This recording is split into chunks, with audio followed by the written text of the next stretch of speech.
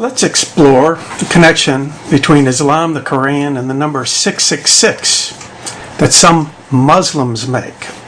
In the Bible we read, "Here is wisdom, let him that hath understanding count the number of the beast, for it is the number of a man, and his number is 666. Now in the beast YouTube, we understood that Daniel defined beast as a kingdom, and that the lion, bear, leopard, beast of Revelation 13 is the seat of the Islamic Empire beast.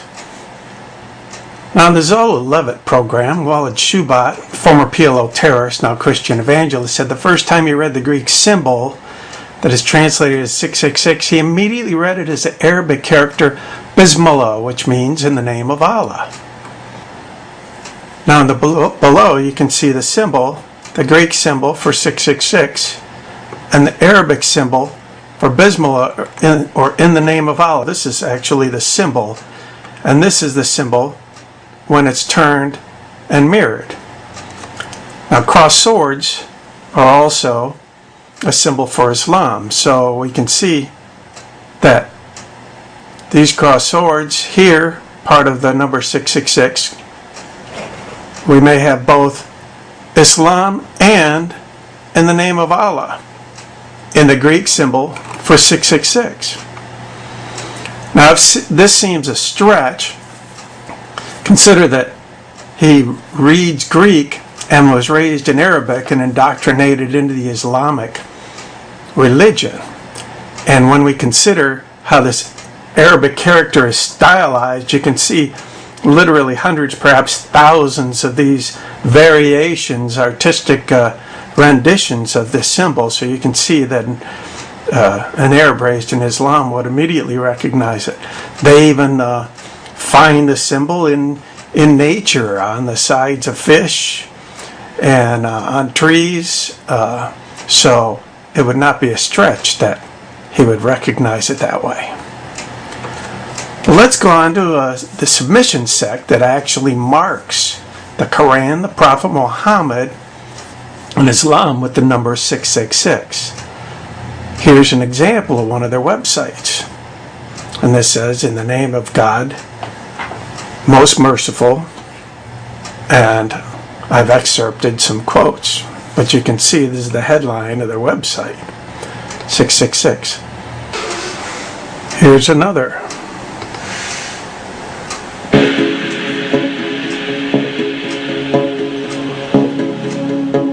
"In the name of God, most gracious, most merciful." The message: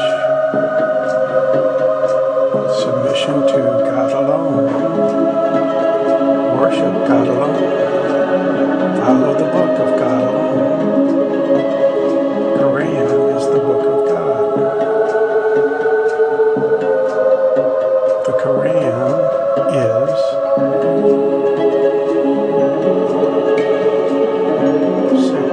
666.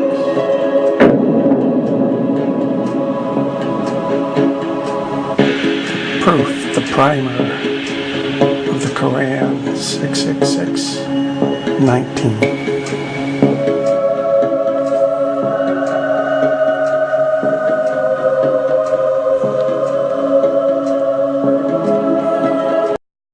Please visit or Yahoo 66619.org, and you can find many websites that proffer that 666 marks the Quran and Muhammad. In their words, the number 666 is highly publicized all over the world, and it is associated with evil and danger.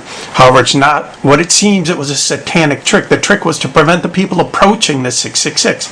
Satan knew that the 666 is the book of God, and the people should be kept away from it. According to his plan, he placed a bad image to the number 666. The truth is that this Quran is the 666, the book from the Lord of the universe. The first surah in the Quran, 666, is praise. This surah is the gift of God to us to establish contact with Him through our daily prayer. You can search Quran 666 or search Surah 1 to Surah 36 is 666. Now, Muslims can accept or reject that this Islamic sect marks Islam, the Quran, and Mohammed with the number 666.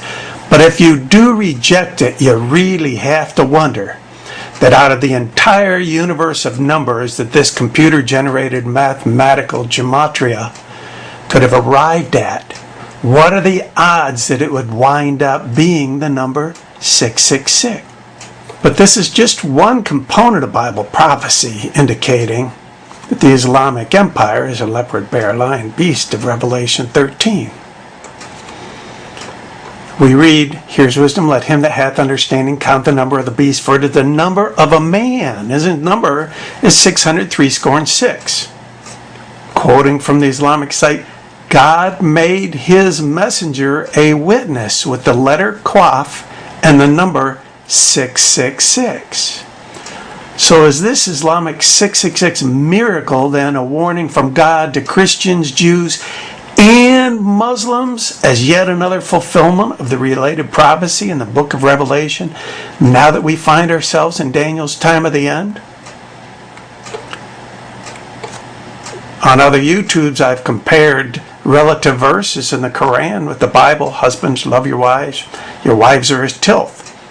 Love your enemies, and still tear into the hearts of the unbelievers. For God so loved the world, he gave his only begotten Son. Jews call Uzziah the Son of God. Christians call Christ the Son of God. God's curse be on them. Chapter 13, we learn that the beast goeth into perdition. And we find the nature of that perdition detailed here. And the beast was taken, and with him, now when Daniel defined beasts as kingdoms, he also assigned the masculine gender. And the beast, Islam, was taken, and with him the false prophet Mohammed that wrought miracles. Now, Mohammed never performed a miracle, but when we look at the Greek meaning for this, it simply means a sign, mark, token, that by which a person or thing is distinguished from others and is known. So in the Greek sense, he didn't have to perform a single miracle to qualify under that definition. False prophet that wrought miracles before him, which he deceived them that had received the mark of the beast. And we see Islam marked. It's not about a computer chip or all somebody would have to be is under general anesthesia and have a surgeon implant a chip in him and he'd be condemned to hell according to some of the few had received the mark of the beast, and them that worshipped his image. The second jihad was financed by the Western world in the image of the first jihad. First jihad nearly conquered the whole known world. The second jihad has 55 countries under its belt as I speak. These both, Islam and the false prophet, were cast alive into the lake of fire burning with brimstone. In chapter 20, and the devil that deceived them was cast into the lake of fire and brimstone, where the beast and the false prophet are and shall be tormented day and night forever and ever. Brethren, I love Muslims. That's why I don't like Islam. The world is being set up for the greatest tragedy in the history of mankind. Today are 1.5 billion Muslims in the grip of Islam that actually believe they worship God, in spite of the violence they witness around the world. But if we look at an ethnographic view of John's whole world, and when we look at Strong's for world, the inhabited earth, the portion of the earth inhabited by the Greeks in distinction from the lands of the barbarians, the Roman Empire, and all subject to the empire. Then when we look at John's whole world through this ethnographic view, we find that it's almost entirely Islamic. The whole world wandered after the beast. The whole world is marked by the beast. 666. So Jesus could return today.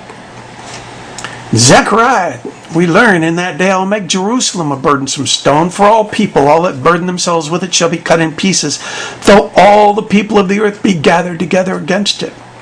That sounds more like a headline from today's papers. Please visit Israel in BibleProphecy.com and BeholdTheBeast.com for more.